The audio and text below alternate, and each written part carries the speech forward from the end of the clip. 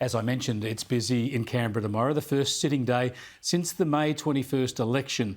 A little earlier, I caught up with independent MP Dai, who convincingly defeated former Labor Senator Christina Keneally in the Western Sydney seat of Fowler. I started by asking her if she's nervous or excited about being officially sworn in tomorrow. I think it's both trepidations and excitement, as well as the feeling of really, humbleness. I think humble to be probably the word that describes what I'm feeling, how privileged it is to be, that the people of Fowler has given me this opportunity to represent them tomorrow and to be sworn in and to start to bring their voice on the, the floor of the 47th Parliament. Now, part of the story of this election was the rise of the crossbench of independents in the lower house. Now, Labor have a majority in the lower house, but there are lots of independents. There's the Teal independents and others, and of course yourself, the giant slayer from Fowler. You can't do this interview live at 5 o'clock because you're meeting this afternoon with the other crossbenchers. What's the purpose of that meeting?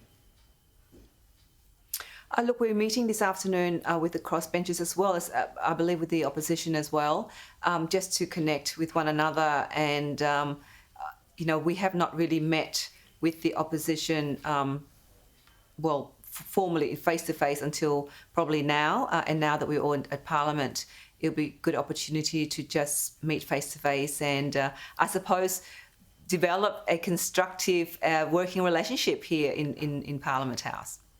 So will you be looking to work in concert with the opposition in any way? From my perspective, obviously I'm new here and my aim is to talk to everybody and to ensure that I get the best of people's knowledge and information to make the decision for my community in Fowler. So I will look forward to talking to everybody and understanding the issues that they're facing, as well as giving them my perspective of the issues that we're facing in Fowler. And let's see how we can build a constructive working relationship in this new 47th Parliament.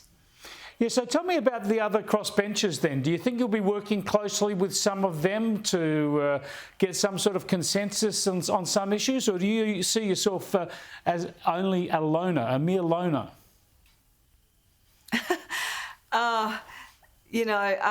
I don't know. I mean, I'm kind of an independent, and there are, I think, as you said, quite a few independents.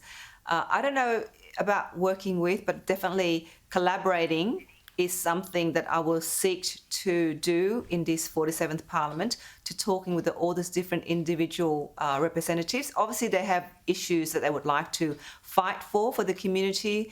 For me, I have my issues of my community that I would like to fight for. And maybe there's some there's some issues that we'll be aligning on.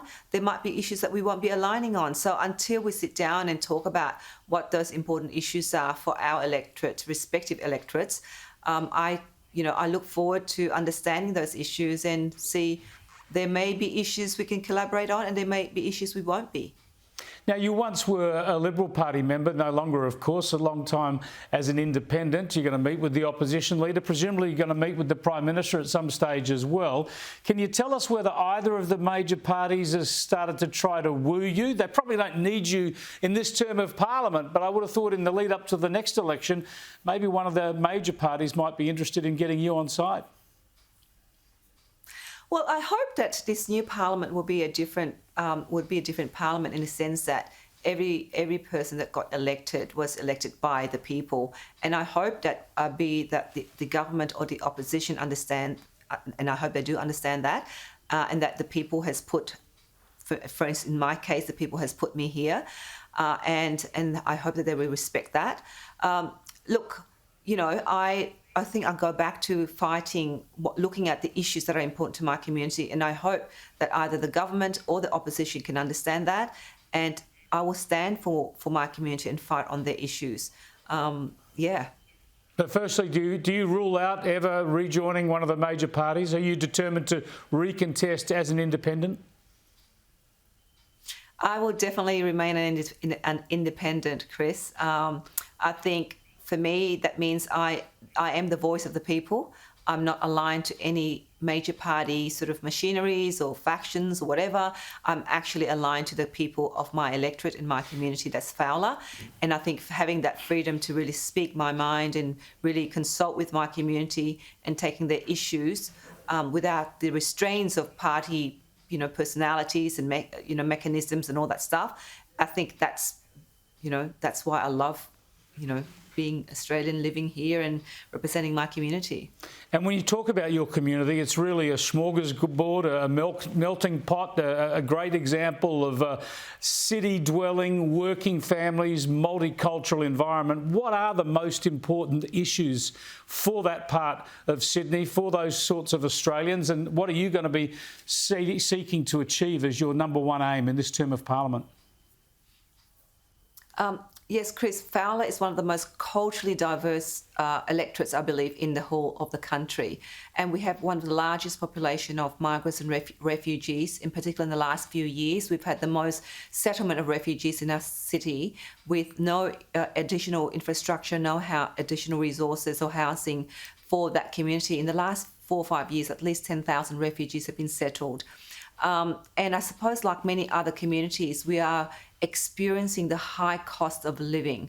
And one of my priorities will be to, hopefully for this government, and I have made that plea earlier in the week, to extend the excise levy, fuel excise discount beyond September when it's supposed to end. So I really am calling on the government to extend that discount until obviously the prices around that we're seeing stabilises, and therefore, people can actually cope with it. It's unprecedented times now with, cost of food, cost of fuel, cost of everything has gone up. So I'm going to fight for that to ensure that we have that that relief, that short kind of breathing space, so that our families out here in Fowler can drive their kids to school or drive themselves to work and not have that concern. Government saying that that's not going to happen. I'm just wondering now, it's 2 months since the election. Has the former member for Fowler, Christina Keneally, well, not the member for Fowler, former senator who was running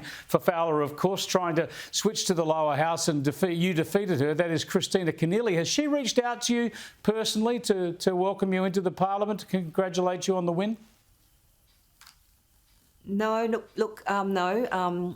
The former senator has not reached out to me from the day that I got elected. I have not heard from her, and I'm sure it's been a grueling campaign for all of us, and maybe she's recovering. Yeah, maybe she's also a bad loser. But congratulations again on your win, and thanks for joining us, Dai Li. I hope you have a great day tomorrow, being sworn into the federal Parliament. Thanks very much, Chris.